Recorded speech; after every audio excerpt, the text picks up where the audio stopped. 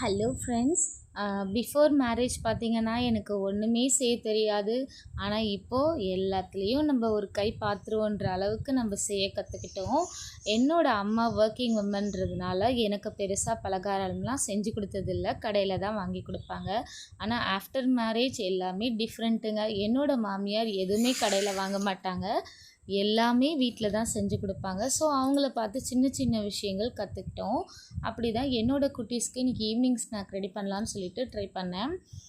வீட் போண்டா தான் ரெடி பண்ணேன். ரொம்பவே டேஸ்டியாக வந்துருச்சு, சூப்பராக இருந்துச்சுங்க. உங்களோட குட்டீஸ்க்கும் கெஸ்ட் வந்தாலும் சரி இன்ஸ்டண்ட்டாக ஈஸியாக ரெடி பண்ணலாம். இதோட ப்ராசஸிங் வீடியோ நான் என்னோடய சேனலில் லாங் வீடியோவில் அப்லோட் பண்ணுறேன். உங்களுக்கு தேவைப்பட்டால் டிஸ்கிரிப்ஷன்லையும் நான் கொடுக்குறேன், செக் பண்ணி பாருங்கள். ரொம்ப டேஸ்டியாக இருக்கும். கண்டிப்பாக செஞ்சு பாருங்கள். இதுக்கு நாட்டு சர்க்கரை இல்லைன்னா வெல்லம் எது வேணாலும் யூஸ் பண்ணலாம்.